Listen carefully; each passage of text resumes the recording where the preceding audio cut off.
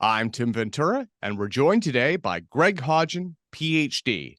Greg is the CEO of the ZC Institute and served as the executive director and founder of Peacebuilding Solutions, a nonprofit dedicated to forcibly displaced person rights. He graduated from Emory University with a bachelor's in chemistry and from Georgia State University with a bachelor's in history, a master's in political science, along with a Ph.D. in political science. Greg has tussled with the Russians at the United Nations and won, as well as defended and expounded refugee and IDP rights on the floor of the UN on 2 continents. He's also had 2 machetes and an AK-47 shoved in his face while doing field work. Greg's an avid gamer, which helps sharpen his diplomatic skill set, and currently serving as the CEO of the ZC Institute, a fusion startup that's engaged in quantum space-time distortion research to create microfusion reactors, turning sci-fi into reality one bubble at a time. So, Greg, welcome back. Today is a giant day. Thank you so much for joining me. So, I want to start with the big headline, right? Former intelligence official David Charles Grusch has come forward as a whistleblower, claiming that the U.S. has recovered a number of UFO vehicles and been involved with reverse engineering attempts for a long time. Now, other intelligence officers appear to corroborate his story, and together they're making a really clear statement that extraterrestrial life is real, it's here, and the defense establishment has been keeping a lid on it. So what are your initial thoughts on this story?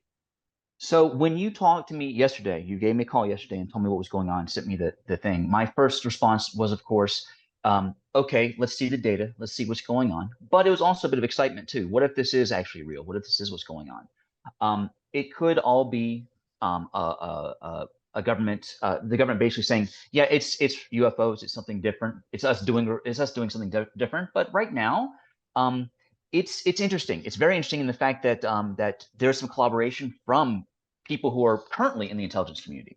So it is not just, this is not just some random person talking about it. I think Dr. Loeb, who's at Harvard University, actually produced a not a rebuttal, but he was like, I really want to believe this, but I got to see the data. And as a good scientist, I'm going to Yeah. say the same thing. Extraordinary claims require extraordinary evidence. With that being said, I know that today we're going to talk about, what are the ramifications of this anyways, because even if this doesn't come up today, it will probably come up at some point in the near future, I would say.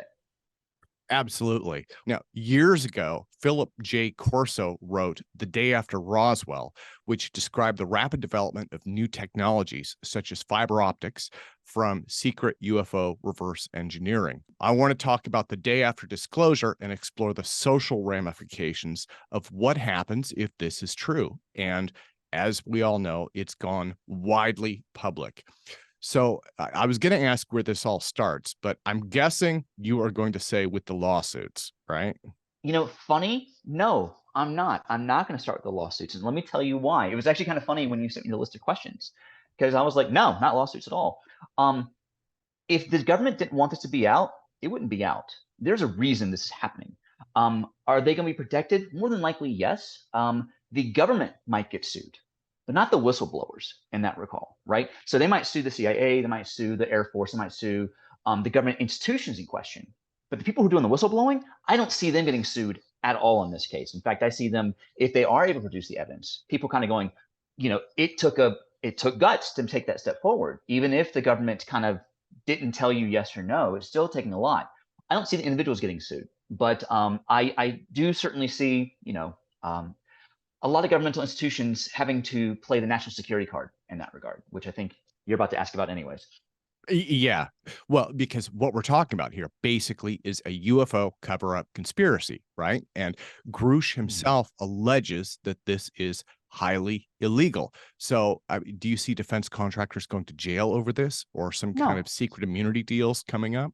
it's not a secret immunity because here's the thing. There's always a balance in politics with respect to what the public needs and wants to know versus national security and international security, right?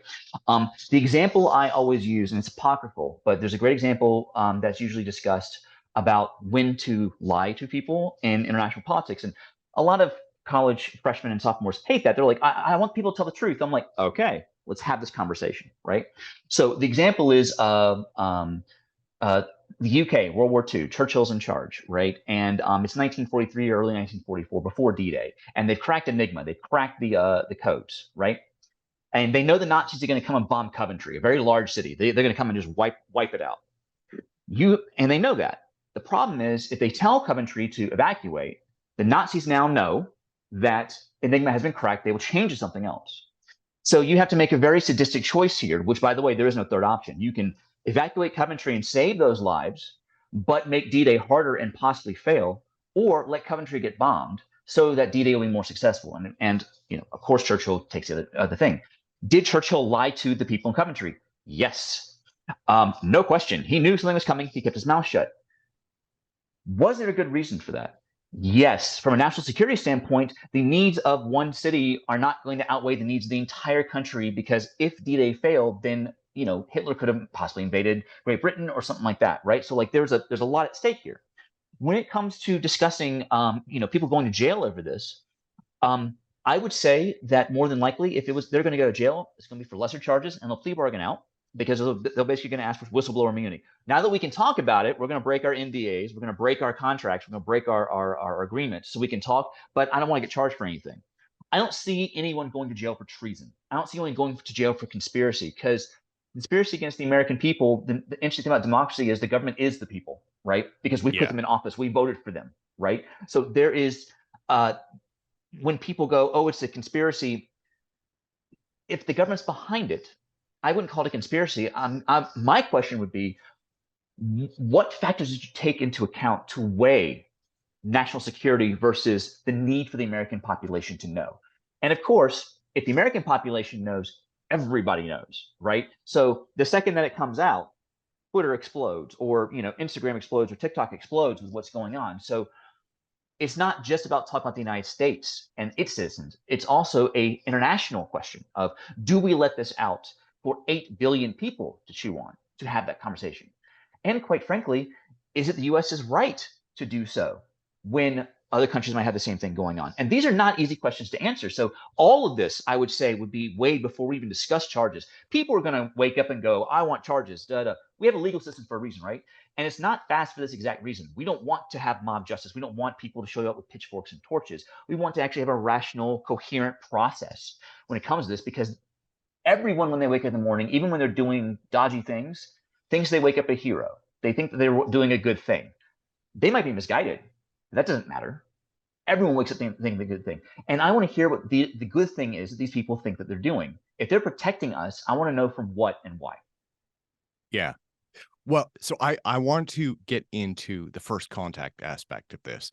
If the Grusch story is in fact true, extraterrestrials are in fact real, then first contact has already happened. So you mentioned yesterday to me when we were talking about doing this interview, you mentioned Star Trek Mirror Universe plotline, and I thought, you know what, that is a great one to ask about. So maybe you could run through that for us and some of the first contact scenarios that kind of come to mind. So if you watch Star Trek Enterprise, the original First Contact, of course, is Star Trek First Contact. The Vulcans show up because we build a warp drive and we turn it on, and the Vulcans are like, ooh, pretty. We thought you were a bunch of, post-apocalyptic jackasses who couldn't do anything. You're just making alcohol. But you built a warp drive in Montana by a drunk guy. Maybe there's something we should talk to you about. Okay, cool. The idea behind that is that there's certain kind of red lines where before that we'll just watch. But once you reach this technological or sociological stage of development, you are mature enough for us to talk to you, right? And so that was the line for the Vulcans. In the original timeline, the one with Picard and all that good stuff, Zefram Cochrane, plays Roy Orbison on the jukebox and gets them drunk. But we have a peaceful first contact that leads to the Federation. Okay, fine. We knew the Vulcans were already watching us and so on. In the Mirror Universe, when the Vulcans land, Zefram Cochrane takes a shotgun, blows the guy away, takes the ship, and they begin interstellar conquest. Because they were trying to invade us, right? So, and there's a lot of points of history like this where, there's always this, especially in the past, there's always this idea of like the big man of history theory, which is like this person had to be in the right place at the right time. And usually that's not true. However, there are some places where that one person in the one place is making this one decision that will have massive consequences, right? First contact is one of them. But I would partially dispute what you're saying. You said first contact has already happened. We don't know if anyone was alive in those ships when they went down, right? So it might be, we know that there's extraterrestrials out there. We have not talked to one. They might have bailed out. They might be 8 kilometers underneath the water in the Marianas Trench for all we know. They might have killed themselves. For all we know, it's Gary Powers taking a cyanide pill, and he actually makes it work. And if those of you who are watching don't know that, go look that one up, and you'll understand why U2s are very bad things. But the point is that when we discuss these first context scenarios, it's such a moment fraught with danger, right? And I can't remember if it was the Aztecs and the Incas, and I apologize for that. I should have a bit more research. But when one of the conquistadors came in, I think it was actually the Incans. He handed the emperor a Bible, and the emperor threw it on the ground. Oh no, you don't do that with Catholics in the 16th century. That's a naughty, naughty no-no. That was the excuse that I think Pizarro needed to basically start doing what he did, right? And maybe he was looking for one. Maybe he wanted to do conquest, but it might not have gone. It might have gone better for the Incans if that one action hadn't happened, right? So like there are these very small fulcrum points in history where you can go way one way or the other. And I think that scenario from Star Trek is a very good example. Zephyr Cochrane puts his hand out because he comes from a more idealistic culture, shakes hands, build the Federation. Zephyr Cochrane pulls out a shotgun, blows the Vulcan away because he came from a more militaristic Terran Empire. It depends. Your culture is going to lead to your decisions, and those decisions are going to lead to a future that we decide, right? We are, for lack of a better term, reality warpers. We determine our reality. And when it comes to these large scale things, our culture is a very large factor in that. Okay. Okay. Well, so let me back up. I'm going to go off my questions list a little bit. Let's get into a couple of the terms here. So, in terms of disclosure, to me, that's questionable because there's the issue of, is this true or not? And then I think the big point is, regardless of truth or not, does the public view this as true, right? So that's a big question mark. But I would say, again, it seems like it is happening now, which is an incredible surprise to me, at least.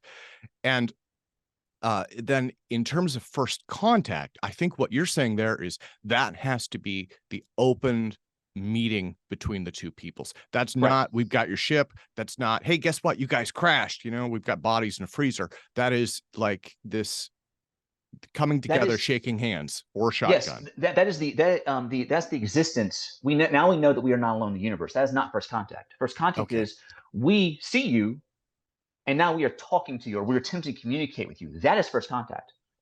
A bunch of bodies washing up on the shore. I don't know anything about that culture. I can certainly study you, but I cannot interact with you. First contact requires interaction, right? Wrecking my ship is not interaction. Like now, if they come back to try to get it and they run into us, now we discuss first contact scenario. Right now, it's, for lack of better terms, a glorified salvage operation. If there's no sentient beings involved that are not us. Okay. That makes sense? So now, historically speaking, when greater and lesser cultures meet, and you mentioned Bizarro, a minute ago, the lesser culture typically loses, but that is based on relatively primitive human societies. And if the zoo hypothesis is right, ET is quietly studying us, but not interfering, which is what it looks like. So would that change the equation at all? What equation do you mean by that exactly? Because I want to make sure I'm answering your question well. Well, again, this, when a greater and a lesser culture meet, right? And this was something you mentioned this yesterday. So here's the thing about that. If they're watching us, there are a few reasons why that is, right? Why do we study more primitive cultures, or why do we study our past, or things like that? Because we can learn something about ourselves and about how sentient life works and whatnot, right? Maybe they're just studying us because they're curious and they're like us. They're curious, they're inquisitive, they're scientific, all that good stuff. Or they could be studying us for submission or conquering or for extermination. Are we a threat, right? And that's the idea that you're watching us to see if you do get to a certain point. There's an old Twilight Zone episode where like aliens sent a bunch of stuff. They were like, here, figure this all out. And all the scientists were like, we know this. They sent off like, oh, you know too much. We're going to kill you now because now you're a threat to us, right? If you didn't answer it, you wouldn't have a problem, right? We have no idea what these people's intentions are. That's why first contact is such a terrifying subject, because you could build a federation. You could build the empire. It might not be our federation. It might not be our empire. It might be us underneath the boot. We don't know. I think Stephen Hawking put it best. when he was like, do you want to reach out to aliens? He's like, no, they're probably further ahead of us. And our culture, our history has clearly shown that when technologically superior civilizations show up, they stomp on us. Now, if it's so different, if you're so far ahead of us, maybe you don't care enough to watch us or whatever. But maybe they're, and again, we don't know what the polity of the galaxy is. We don't know who runs the galaxy. Is it a federation? Is it the Borg? Is it the Dominion? Is it the Anti-Federation? Is it a dictatorship? Is it some weird political system we've never heard of before? We have no idea. How do we fit in? Do we fit in? Or are we an aberration that needs to be wiped out? Are we a scab, an organic scab that's coming? We don't know about these things. And I think that's when we discuss, the zoo hypothesis, especially. Zoos can be very entertaining. They can be very enlightening. You can gain a lot of knowledge from them. Zoos can be torture chambers, depending on how you do it, right? And we don't know yet. We don't know. Does it change the equation? It adds some additional variables, yes. But here's the interesting thing. Just because they've watched us doesn't mean they might be able to communicate with us. I think that's something that a lot of people forget, is the fact that communication is going to be so key for this. Just because they know our language does not mean they understand all the concepts behind it, right? Anyone who speaks more than one language will tell you this. It is not difficult to pick up the structure and the syntax. The most difficult part is picking up idioms, the culture-specific phrases that you only understand because of the culture that you live in and because of the language in question, right? And if you don't know what someone, if someone's using idioms in speech, and we use them all the time, and you don't understand those idioms, doesn't matter what the words say, you are lost. You cannot communicate effectively, right? And that's one of the big issues we're going to have as well. Just because they've been watching us, what if they think that we all speak different things and they just need to mash it all together? So what if they send one word in English and one word in Chinese and one word in Spanish and one word in French? We don't know. We don't know what they're going to do. The UN has six official languages. Maybe they're like, oh, that's the world government. Well, clearly, if they all speak six languages, we'll just throw it all together and patch it all together. Of course, that's terrible, but they might not know that. We have no idea. So it's going to be fascinating, actually, from an anthropological and a social science aspect of like, how are they thinking? Because, of course, by definition, we have a bias of being human. We cannot fully remove ourselves from ourselves to put ourselves in that outside scenario and see what their evolutionary pressures was, what their culture and society and their economy and their politics are. We have no idea. And seeing that, I don't want to say clash, but seeing that overlap, seeing that synthesis, or seeing that handshake, as what you said. And again, interesting word, handshake. You assume they had hands. We don't know if they do. It might be a tentacle. It might be an amoeba. It might be a gaseous anomaly. We don't know. And so even our language is kind of biased in that regard. So it's going to be fascinating to see like how we kind of overcome these barriers if they want to, because they could just keep watching forever. We don't know. Well, yeah, and actually, that's one of my later questions. But yeah, I was going to get into that. I mean, what happens if nothing changes, right? What happens if they just keep plowing along and we keep seeing these things in the sky? So right now, and again, depending on if everything pans out to be true and society changes, this is already turning into a major media event. I think that this will be just as big as the original Nimitz story, but you give it 6 months or a year, if nothing changes, will this just be a blip on the radar? And will people be like, oh yeah, they're up there. Yeah, we, every now and then we see them, but that's it. So can you go ahead and turn on screen sharing? Yeah, go for it. Okay. This is the UN meditation room at UN headquarters in New York City. It's a postmodern, it's modern art. It's clearly, this is very 60s design, right? Before you ask, no, this is not the monolith from 2001. Just gonna put that out there, okay? I was looking at the monolith last night online. Yeah. This is, though, a block of solid iron ore. That's what it is. And the point of this is, and Dag Hammarskjöld, who was one of the best diplomats of the 20th century, designed the meditation room in the headquarters for this specific reason. His idea was our ingenuity, our creativity, our knowledge, our science, our culture, all this has allowed us to gain the technology to dig up this iron, melt it down, and to create this block of iron, this raw block of iron. Now, here's where it gets fun. And this is actually on the wall, and I'm paraphrasing this, on the wall in this meditation chamber. It is up to us as a civilization and up to us as people, whether we choose to turn this block of iron into plowshares where we can actually harvest the crops and feed our people, or if we turn it to swords and spill blood on the planet. That's our choice. That's our call. And it's our call every single day. Now, when we discuss, what lessons can we take? Yes, we're all unified and all that good stuff. But if we don't choose that every day, it does fade. Once this happens, you have to begin locking things in from a cultural perspective because people will kind of go back to the norm, right? So if you're not locking it in, you're going to be in very deep trouble. And I think that when you discuss like, are we all going to come together? Maybe it's going to, and again, this is really going to come down to a couple of key actors, whoever the alien or the other sentient being is, and the person or people that they decide to make first contact with will determine the entire history of our civilization from now on. And if that doesn't keep you up at night, I don't know what does, because who is qualified on this planet to do that? And of course, you know the answer: nobody, literally nobody. You can Well, study your whole life all this stuff and you're wrong. So let me back up a sec. And again, Please. so before first contact, does this story itself unite humanity or divide it? And my thought there is that human societies tend to cooperate locally, right, like states and provinces, and compete globally, right, as nations compete. So if we just become part of something larger, even if we're not making first contact, even if we're not actively communicating with it, does that realization alone help bring us together? And do you think that we can take any lessons from something like September 11th, right? Where we have this one grand unifying event that brings everyone together for good, bad, or otherwise? First of all, yes. I think the September 11th idea is actually kind of valid, but the September 11th thing also led to some overreactions with respect to what the United States Yeah. government did and so on and so forth, right? But there was this unity for a little while, right? I mean, people were pulling for the New York Yankees, for God's sake. Like, seriously, who does that? Because it was America's team that year, right? And the Yankees were like, "What is going on? Like, this is not a thing. Usually, we're a hate stink. Everyone hates us."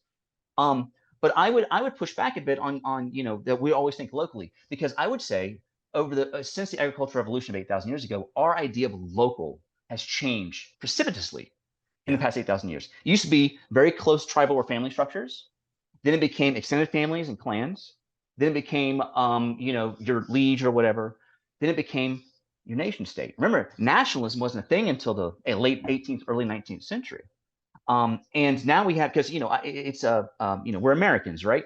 And here's where it gets kind of fun. You say, your state, your province. I'm going to ask you a question that you probably never thought of. The United States. I'm going to give you two sentences. Tell me which one's correct. The United States is, or the United States are. I would say the United States are. See, the interesting thing is that means it's plural because it's in multiple states, right? That was the original concept behind the U.S. Constitution. The Civil War Yeah. changed that, right? People say it's not about states' rights, it's about slavery. That's certainly true. But part of what Lincoln did was forge a stronger federal government, which means that you subsume states, all the states, to that, right? When you say the United States are, people will give you a weird look. No, no, no, it is. It's one country. It's one country. One thing. We don't discuss the fact that when I ask you where you're from, you don't say Washington. You say American. I don't say I'm from Georgia. I say I'm American. Now, if you want to dig down, certainly, but your primary identification is American, right? Yeah.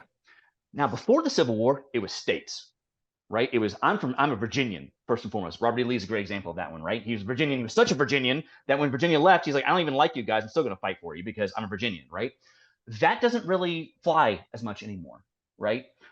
So this idea that we're stuck in this parochialism, I think that we are still stuck in it, certainly, but now it's at national levels, right? Now we're an American, or I'm a Belgian, or I'm a Frenchman, or I'm a Chinese, or I'm from Burkina Faso, or whatever. I think that if we see that there is life out there, it'll two things. One, the nations kind of go, well, there's bigger stuff on the plate now. It's time to get over our stuff. Or no one cares anymore. Let's kill each other, right? Because when something like this happens, you have two things that happen. Some people accept it. Some people have a break from reality. If you've been living your entire life thinking that X is a thing, and now all of a sudden someone walks up to you and says X is not a thing, most people's first reaction is not to go, oh, interesting, I will consider that. They go, nope, you're lying. I don't care. I don't need to see the evidence. That's insane. That's crazy. It's Yeah. always crazy, right? And there's going to be a fight, whether it's with guns or words or ballots. There'll be a fight of which idea will win and which concept of the future will win. And that is where it's going to get very interesting, because for all we know, there'll be 30% of the population that wants to just unify everybody, and 30% of the population just want to break away and get away. And there's 40% who just is trying to keep their ears plugged and don't want to know what's going on, right? We don't know. Well, so this takes us to the next question, which is Carl Sagan's great demotion. Humanity has gone from being the center of the universe to basically a tiny blip on the sixth spiral arm of a pretty unremarkable galaxy. So does the existence of other life further reduce our significance, or do you think that people will view this as being part of something larger and more meaningful themselves, like, like Carl Sagan envisioned in Contact? You know, I cheat on this one for a while, and when I tell you the cultural reference I'm going to use, you're going to burst out laughing. So, Rick and Morty, of all shows, does a perfect piece about this. Long story short, for those of you who not know Rick and Morty, they have a kind of a toxic fan base, but I love some of these episodes because one of them is about basically Rick is an old scientist. He has a portal gun. He can jump to any universe he wants to.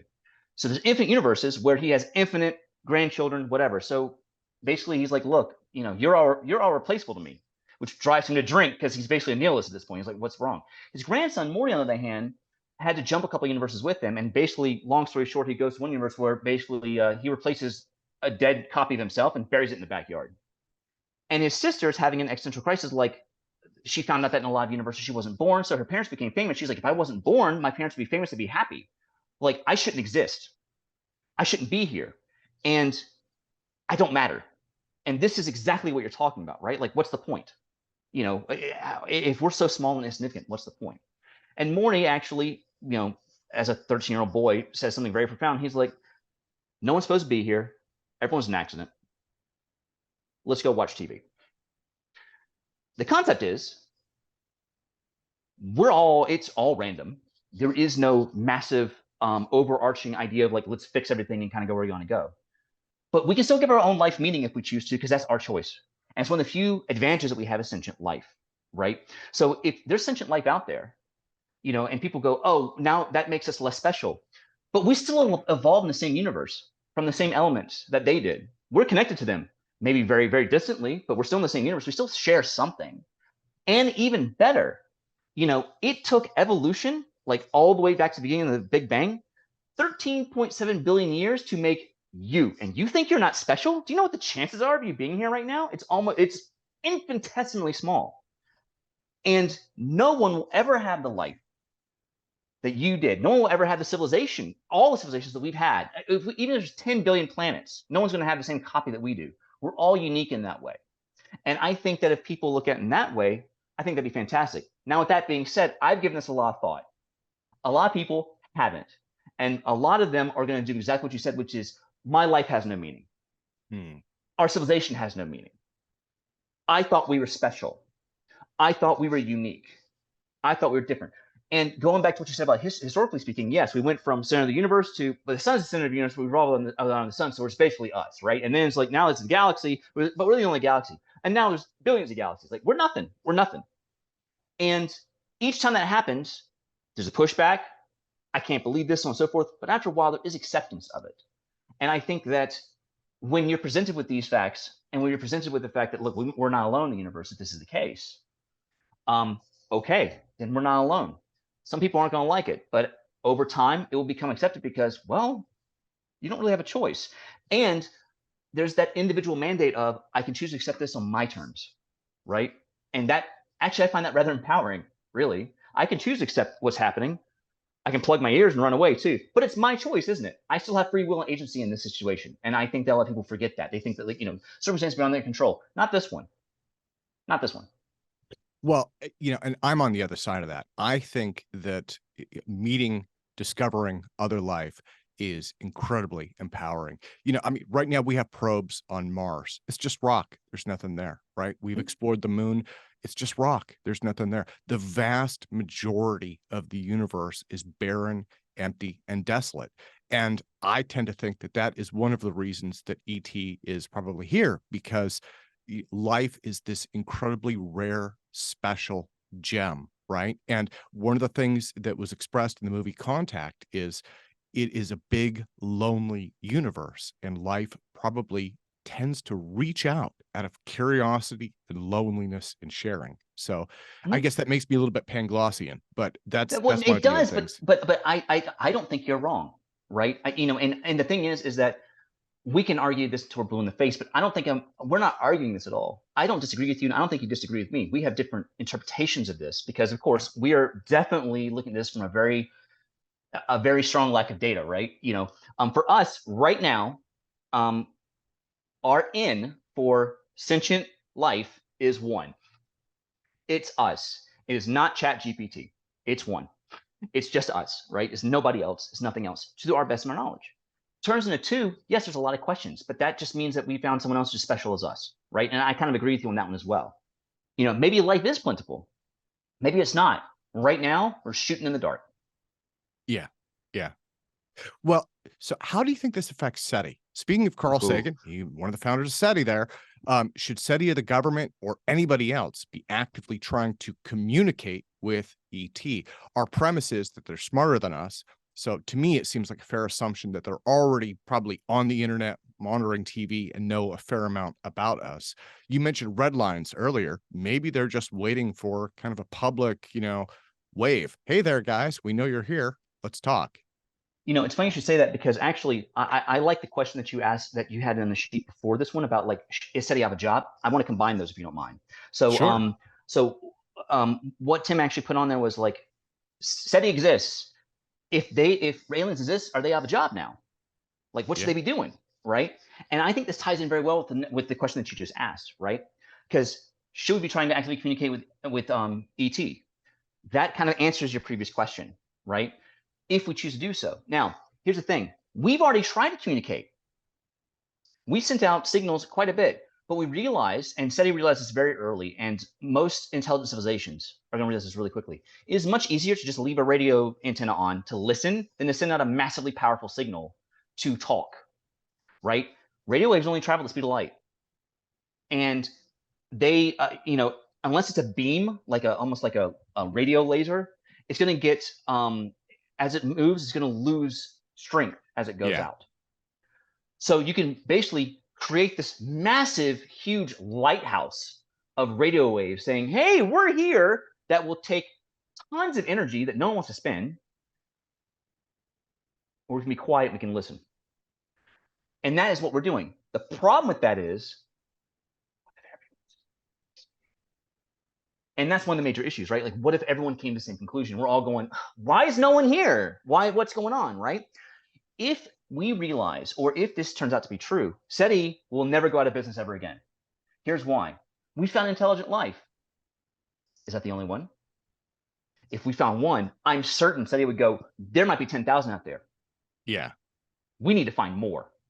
This reconfirms and rebolsters our original mission. We found it. That does not mean we pack up and go home. We found one. Now we got to find out how many there are, right? Because for all we know, this one is the loser of a genocidal war and is trying to get an ally. We don't know. We have no idea. Just because they show up at our door does not mean that they have our best interests at heart, or vice versa. They might show up at our door because they are altruistic. But we won't know until we actually get out into the galaxy and actually have conversations with more of them, right? And there's an assumption that they're smarter than us. But you know what? I find that very interesting, and I actually kind of find it disturbing because intelligence is such a multivariable, multifaceted thing. There are plenty of people. I have a PhD. I know plenty of people with PhDs who are morons, and it's just that simple. They can't open a door. Like if you remember, there's a great Far Side cartoon of like the kid at the school of the gifted, and he's pushing on the door, and the door says "pull" on it.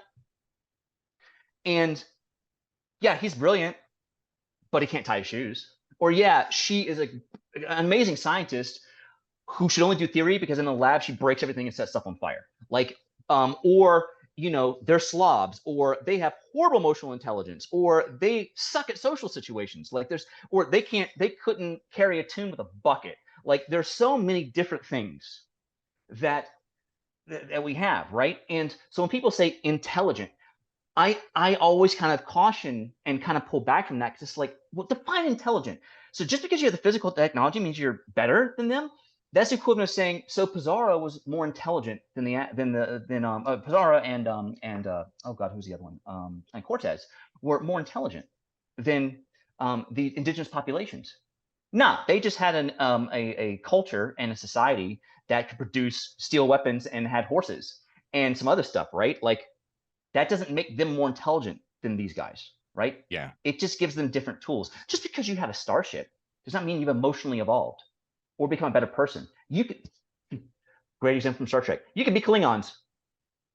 You know, they got warp drive. What's your point? You think they're going to come down here and hand us gifts and say we're going to be your friends? They're going to pull out their batlets and cut us to pieces, right?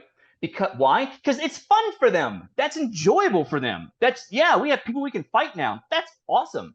I don't want to meet them right now. I'd like to get our tech up a little bit first, right? We don't know that yet. But when you say intelligent, just because you show up in a starship doesn't mean you're intelligent. There are plenty of people who drive cars who are idiots. Anyone who's driven on the streets of the United States of America will tell you how many idiots there are every day, and there's a lot. It frustrates me when people go, oh, they're going to be so intelligent, be so enlightened. They could still be bloodthirsty, aggressive. They could be feudalistic. They could be misogynistic, sexist, racist, homophobic. God only knows how depraved or awesome they are, because sentient life can choose whatever the hell it wants to, because that's kind of the nice thing about sentient life. They have free will and agency. You can choose to be the bastard Klingons. You can choose to be the awesome Federation. We will not know. And so for me, especially discussing, they're monitoring the TV and everything, I want to point something out. In fact, this is going to be great. This is one of our attempts to communicate with interstellar civilization. This is the Plaquemine Pioneer 11. It is one of the furthest objects that's left our solar system. It's actually about to leave our solar system, right? It's a gold plate. The reason it's gold is because it doesn't oxidize, so it'll last like forever. Okay. And before you ask, I can't tell you what everything is. On the right hand side, guy is a man and woman, and the thing in the back is the probe itself, right? And on the left hand side, there's a bunch of things that you can use to measure that will tell you what everything else means. So like the thing on the upper left hand corner is a electron of hydrogen actually transitioning. It's a very basic chemistry / physics thing. Basically, it helps you decode the rest of it. Now, when you look at this, you're a human. So I'm going to ask you this question, and I bet you're going to get it wrong. What do you think is the most difficult thing here for an alien or an alien civilization to interpret on this plaque? And when I tell you, you're going to go, wouldn't have even crossed my mind. What's your guess? Yeah, what the circles represent, what the atom represents. See, that one's science. That's easy. No, it's the arrow, because that's coming from our hunter-gatherer culture. We all know what an arrow means. They might not know. They might not have ever had an arrow. We have no idea, right? That's a very human thing. These circles, if I'm looking at that, and if you know your science, and you know, if I've sent out a probe, I probably have some grasp of Newtonian mechanics. I have a grasp of chemistry. I have a grasp of physics. What's the simplest element? Hydrogen. Hydrogen has one proton, one electron. Guess what this is? This is the electron in the lower state, electron in the upper state. Okay. Very simple. If you know science, very simple. This is cultural. We don't know what that is. If you are not part of our culture, you have no idea. And that's where I think people make the mistake when it comes to communicating. Just because you can understand the language does not mean you understand the context of the language, right? And great episode of Next Generation, Darmok. Picard gets stuck on a planet with a guy, and the useful translator is fine. He's hearing words in English. Words don't make any sense. He cannot speak to him because their entire language is based around metaphor. So if you don't understand the metaphor, you can't understand the language, even though you understand every word that's coming out of their mouths, right? Star Trek 4. Spock's like, we need to talk to this probe. Remember, the probe is coming to destroy the Earth. We need to talk to the probe. Well, it's trying to talk to whales. Well, why can't we just talk back? We don't know what to say. We'd be talking in gibberish. We need whales to talk to the probe, which is why they go back in time and have fun in San Francisco, right? Context matters. Even if you're watching, even better example, going back, ChatGPT has, and all these open AI programs have literally assimilated millions of hours of human conversation. They suck at it. They tell you what you want to hear. They're not thinking about anything. They're just guessing to the best of their ability. And this is, these are server farms. These are a massive amount of computational power. They're not even close, right? So when it comes to, them watching us, yeah, they probably are. I don't know how long they're watching us for, but it's probably going to take a while for them to figure out how the hell we are. Because let's be honest, English, French, Arabic, all these languages, different connotations, different culture, different idioms. You say something in English, it might not translate correctly in French. Wars have started because of this, right? On Earth, Yeah. God forbid, someone else comes in where we have no cultural or social background on, and they start talking shit. We have no idea, like if when they say, "Hey, we would like to hunt you," if they're saying you want to kill us for food, or we'd like to take you on a hunt for new lands in the galaxy. We don't know. We have no idea. And that interpretation, and again, this goes back to that original first contact, right? Because if both parties walk in with a positive idea, we want to make this work, errors will be made, absolutely. We'll be more forgiving. We'll try to work over those differences. If we walk in aggressively and think and antagonistically, we will find antagonism, right? Whether we like it or not. So I think, to go back to your question, SETI will absolutely keep doing its job. They'll get a lot more funding. And now all of a sudden, you're going to actually have new disciplines form: xenoarchaeology, xenobiology, xenolinguistics, right? Uhura is a great example from Star Trek. She could speak a bunch of languages, right? Gee, I wonder why. When you're flying around in a Federation starship talking to a bunch of people, it's good to have someone who can talk in different languages and picks them up quickly in case the universal translator goes down, right? You need these things. We're going to pick xenopolitics. Like we have no idea what their social systems are. Yes, we're going to learn from their science. We already know how science works. From a social science perspective, for me, it's very exciting because we're starting from scratch. We don't know anything. We don't know nothing. If you are here, you obey the laws of the universe. Yeah. And that's the way it is. Physics and science tries to keep its cards close to its chest, right? But it plays fair. If you fight correctly, if you go in the lab and do it right, science and nature will yield its secrets. People lie. Sentient life lies all the time. It's something that we deal with in social science all the time. When we create polls and things like that, we craft our questions so that we can try to minimize the amount of lying or the amount of twisting that people will do with words, right? Because people do that. What's even worse is sometimes they do it unconsciously. They're not doing it because they want to be bad people. They're just like, no, I really believe that. You actually don't, but you don't know that. And you can't tell people that because then they think you're an asshole, right? So again, when these people come in, we got nothing. We don't even know. Do you have a nervous system like ours? Do you have adrenaline? Do you feel emotions? Do you feel fear? Do you feel greed? Do you feel these things? Because if you don't feel some of those things, your culture is going to be way different than ours. Because if you don't feel, I don't know, jealousy, you're probably polyamorous. There's so many things that we take for granted because of our unique physiology. We can't do that with them. And so we're starting from zero. And honestly, from a social science perspective, oh my God, how exciting. Like that is so, it's the equivalent of like we stumbled onto this laboratory that is doing science we've never seen before. That's kind of like what it is. Terrifying, but oh my God, like you'd have a bunch of scientists crying, not in pain, but in sheer joy of like, I've wanted this my whole life. I will do whatever it takes. I've dedicated my life to this. Shutting down? No. Even better. Going back to your point about like, will this be a unifying moment? SETI will use that moment at that point and go, we are open for donations and the money will pour in. If they showed up tomorrow, or if this was true tomorrow, would you cut SETI a check for $5? I bet you would. I bet you a lot of people would too, because those are the people out of everyone on the planet who might have, their chances of success are 0.0001%, but that's a hell of a lot better than the 0% that everyone else is. And if they can make sure that we don't get conquered by whoever the hell is coming out to and put our best foot forward, I'll give them $5. So will everybody else. Wouldn't you? Well, so next I want to ask about religion. The church sentenced Galileo to prison for the great demotion of teaching that the earth wasn't the center of the universe. Compared to that, the existence of other intelligent life seems far more impactful. How do you see, or how do you anticipate various faiths responding to this? So funny you should say that, because I did a good deal of research on that. There's this concept called syncretism, where religions basically treat other religions as a buffet. I'll take one of those, I'll take one of those, I'll take three of those. The idea is that when you come in, you actually kind of, to to convert local populations, you absorb some of the local religions. Perfect example. Most Easter symbology has nothing to do with Jesus. Easter bunnies, eggs, it's fertility, right? That has nothing to do with the crucifixion and the resurrection. Nothing.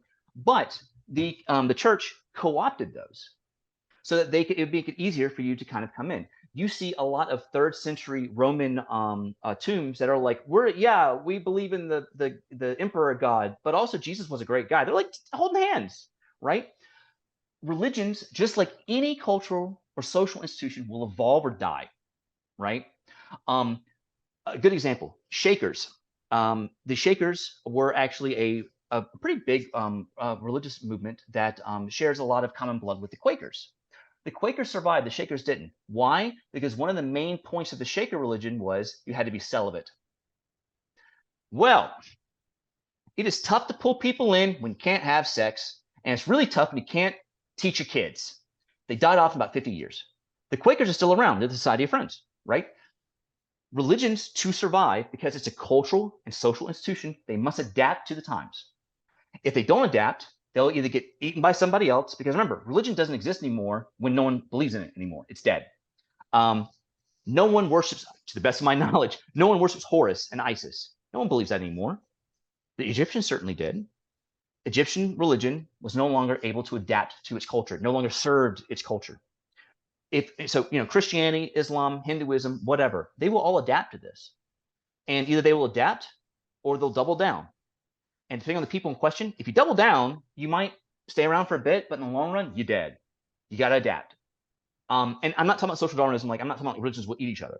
They certainly compete in anything like that. But if you are not flexible, I think that's one of the things that people miss about Christianity. It's been around for 2,000 years. It has adapted so much in the past 2,000 years to the local populations, right? And there's a branch that will cover you wherever you go. Islam is kind of the same way too. Islam is more decentralized than Christianity is. And because of that, it's easy to create very small sects that break off or that are just like, look, you're kind of doing the same thing, right? Hinduism actually has also grown with time as well. You're adding more to the mythos and whatnot. The ones that stay static, the Vestal Virgins, the Eleusinian Mysteries, the Romans and the Greeks, they stayed very, it slowly died off. So every religion, and this is the thing, because religion is made of people, it comes down to 10,000 or 100,000 or 100 million people in their head every day going, do I still believe in this? Is this still something that I buy into? The church says something new. Interesting. With this new information, I like that. I'm staying in. Or, that's not for me anymore. New guy down the road, or nobody, or maybe I'm just done with religion. I'm going to do that instead, right? There's massive amounts of cultural and social change with religion of who's staying on board and who's not and how they adapt to that. I think though it'll be a time of resurgence. I think it'll be a time of using it, especially in America, be another great awakening. You're going to have a lot of people returning to religious fundamentalism, but you also have a lot of people going for religious progressivism as well. And you actually start seeing this in the church right now. You have a lot of people who are like very arch-conservative, but you also have like the progressive Christians who are like, this is not, we're more progressive, we're more socialist. That's what Jesus was, Like, they're both Christians. They don't talk to each other, but they're both Christians, right? And I'm curious if this does happen, this exogenous shock to the system, how will this lead to all kinds of flowering of different religions either adapting themselves or adapting pieces from other religions? Well, and speaking of Star Trek, I mean, this has been in my head for probably about 20 minutes now, but I guess all I would need to say is, why does God need a starship? Why does God need a starship? Don't ask the Almighty for his ID. But yeah, why does God need a starship? Why, if God created us in his image, why don't they look like us? Now, here's what's really messed up. What if they show up and they look like us? Ooh, boy, all of a sudden, a lot of religions are going to go, you see, we told you. We don't know yet. And that's what's going to be fascinating about it, right? Because, they might be blobs of flesh. They might look like you. They might look, God only knows what they're going to look like. God, interesting. We don't know, right? And the thing is that the universe is big enough to have deists and atheists, theists and atheists. Like, there's no question. It will be a individual decision. So it's going to be a bottom-up push, but also top-down. Because let's be honest, I'm running the Church of X, and now there's aliens. You better bet your bottom dollar that someone's sitting there going, we got to say something. We have to say something. We have to address this one way or the other. And if you don't, you're going to die, right? So, and I agree with you. What's God needs with a starship? There'll be a lot more inquiry into what's going on. There might be a lot more doubling down. Again, it will be a period of great cultural and social flux if this happens, not just from a religious standpoint, from every social standpoint, social, cultural, economic, all that stuff. It's going to be, some people will dig down and ignore it. Some people are going to change the world. Some people are going to try to set the world on fire. Well, I guess another aspect of this is the economic aspect, right? And you already touched on that. But to me, this is exciting because it seems like the global economy is struggling in many ways, right? I mean, we're going through a massive transition in the 21st century. We're trying to tighten our belt in terms of energy production and pollution and things like that. There are a lot of big challenges. And what I see with something like a disclosure event here is in some ways, it reminds me of like the nuclear bomb, right? Simply knowing that it was possible inspired the project to make it real. And I think what it took them like 2-3 years. So, I mean, if you know that it's possible, that sets a bar and it sets inspiration. And I think that human ingenuity can kind of reach out. So what does this tell us is possible? It tells us that some form of interstellar travel is possible. It tells us that probably warp drives, gravity control. I think it may also have ramifications to medicine, a lot of different areas.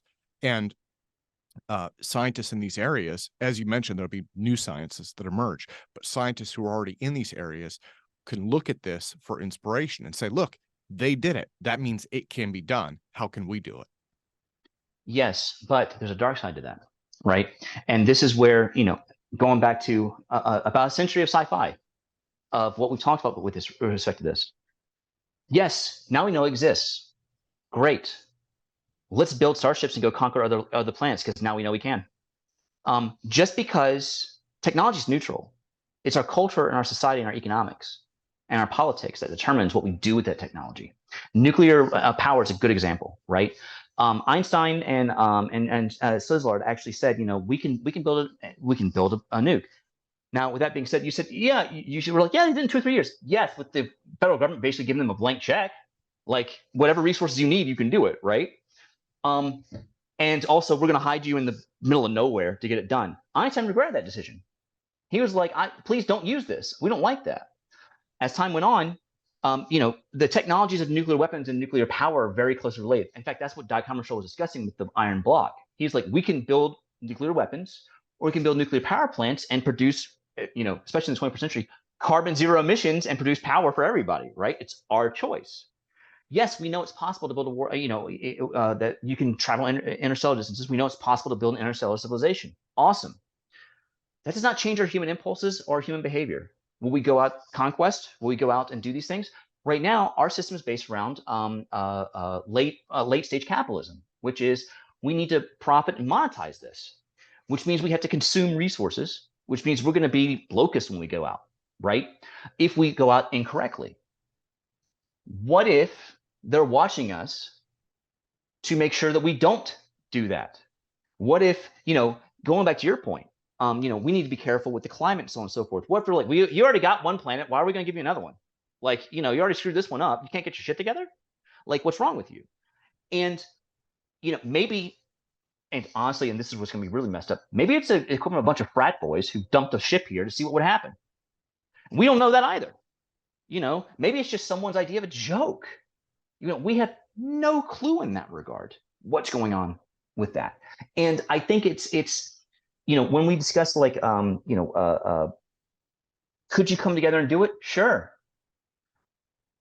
You realize we could do nuclear power. The first thing they built was a stack in the University of Chicago. They built on a squash court. They built like the first artificial fission reactor. They produced energy from it. And Fermi was like, we can produce power. And then almost immediately, someone's like, or we could blow up cities. Like, I mean, almost immediately, that the technology can go in these places. Look, if I can build a warp drive, if I can travel interstellarly, that means I can move very fast. You know what else moves very fast? Bullets. So if I can build a ship that moves at half the speed of light and drop it on a city, that city's gone. I don't need a nuke. So you move so fast, right? Technology can always be perverted. So that's why, for me especially, is the emphasis on the social, economic, and political structures. Right now with capitalism, it's very much like you say, save the economy. Well, what is the economy supposed to do? If it's just about distribution of resources, or is it about improving the quality of life for humanity? Because right now it's about profit maximization. That's not, that can be good, but in the long run, you're going to run out of stuff and you can't recycle anymore. How do you do it sustainably? How do you do this? How do you, and for all we know, there's like this amazing economic system that works amazing that we have no idea about, that they've been using for 200 years. We have no clue. And they're like, do you not know about flugalism? What? Oh yeah, here's a book on it. We teach it to our freshmen all the time. It's very easy. It's very simple. You'll get it in 2 minutes. Not a problem. We open up the book, we're like, oh my God, we're so stupid. This is so easy. Why didn't we think of that, right? We have no idea what's going to happen. And so when it comes to discussing saving the economy, I would say it's going to lead us to ask more existential questions. What's the economy for? What's its purpose? Is its purpose to continue to maximize profits? Is its purpose to make humanity a better species? Is its purpose to spread through the galaxy? If we don't determine the purpose of the economy, it's just chugging along, right? And it doesn't matter what you do. And I would say that we're going to face as a species a lot of existential questions. What's the point of our politics? What's the point of our economy? What's the point of this? Are we taking care of ourselves as a species?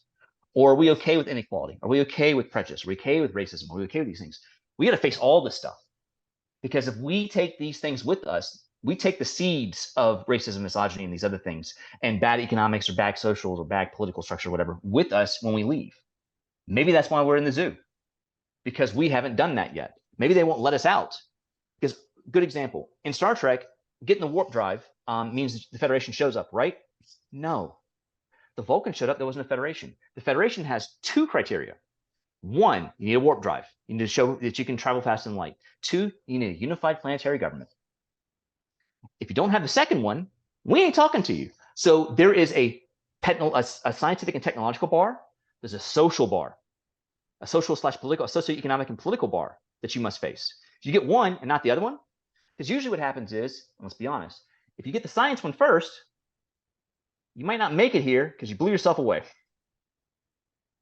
Because right now, that's where we are. Stephen Hawking put it best. Someone asked him, what are our chances of survival? He said, as a species, we're in that technologically adolescent phase. We know just enough. We're a kid fumbling with a gun.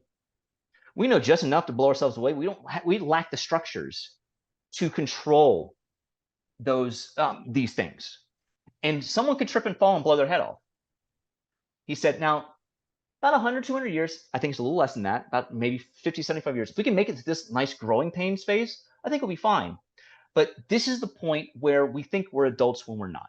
This is the point where we think that we have our shit together and we don't. Anyone who has a kid knows this. I'm 16, I'm 18, I can do whatever I want, blah, blah, blah, blah, blah, blah, blah. You don't know what you don't know, kid. You just don't. I'm here to help you. No, you're trying to stand in my way and blah, blah. I'm going to go buy a gun. I'm going to date this person and I'm going to do whatever. Everyone who's watching us right now is a hypothesis going, well, let's see if they actually go and drive drunk. Like, let's go and see if they do dumb shit. Like, of course they're going to do that. Once we get past that, maybe, yeah. But going back to your original point, that's entirely up to us again. I consistently return back to this free will and agency argument because it is.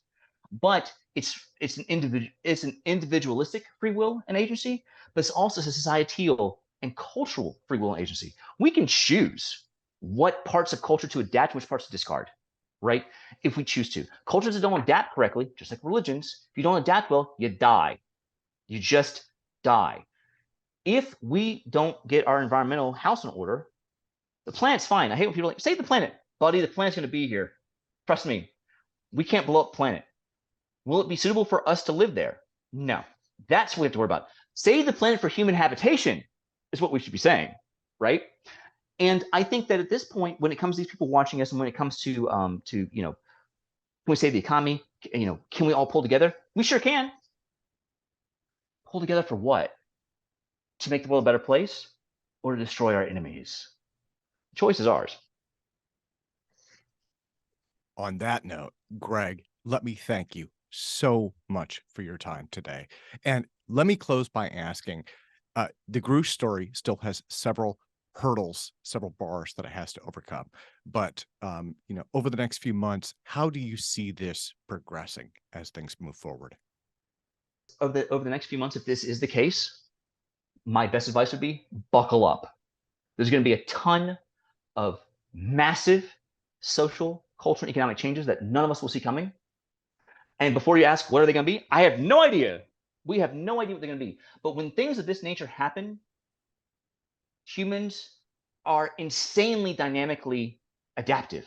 They will change. Which direction they go, again, will be up to us, but we have no clue what the future will be. In fact, we could call it the undiscovered country.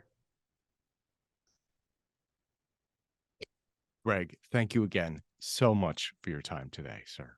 The pleasure was mine. Thank you again for having me on board. I really appreciate it.